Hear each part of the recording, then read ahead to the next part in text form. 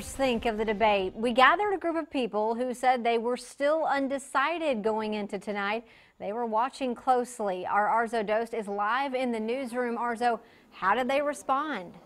Well, Aaron, this focus group watched the debate right in here, and we've had about 24 groups of people here. They were Democrats, Independents, Republicans, and some tell me tonight sealed the deal. Dials in hand, voters watch and listen. Good evening. We are coming to you live from the LBJ Presidential Library. Each registered their reaction to the candidates' answers. The red line for Republicans, the blue Democrat, and the yellow for independent. We had multiple solutions, one of which was to give the choice to schools to arm people on the school, not necessarily teachers, but it could be a coach, it could be an administrator, it could be a staff member, does not have to be a teacher. Teachers should be teaching, not being armed and being the defense. I do believe that there should be some defense there, but teachers are not the ones.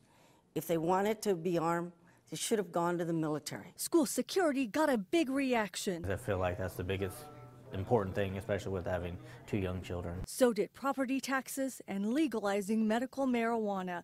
I've never understood the thought process that if somebody is suffering and in pain, that you would restrict their quality of life. So if the election was today, who would they vote for?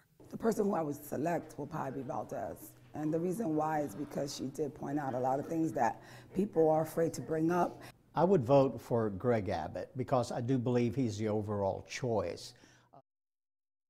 And to add to that question, we asked if they were to vote tonight. Most people in the focus group said they would be voting for Governor Greg Abbott. Now, a little bit more about the focus group. Most live either in Travis or Williamson counties, and they were in the age group 35 to 54 years old. Aaron, back to you.